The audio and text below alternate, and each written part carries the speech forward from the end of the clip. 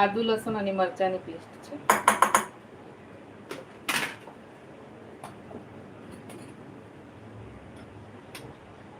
એક ચમચી ધાણા જીરું પાવડર, હળદર પાવડર,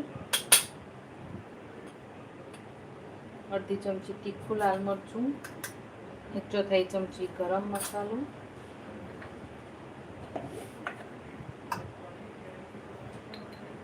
અડધી ચમચી કશ્મીરી લાલ મરચું, કલર સારો આવશે,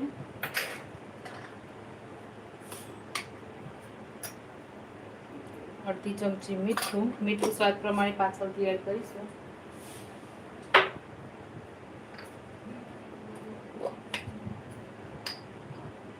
થોડું બ્લેક સોલ્ટ પણ એડ કરી દઈએ.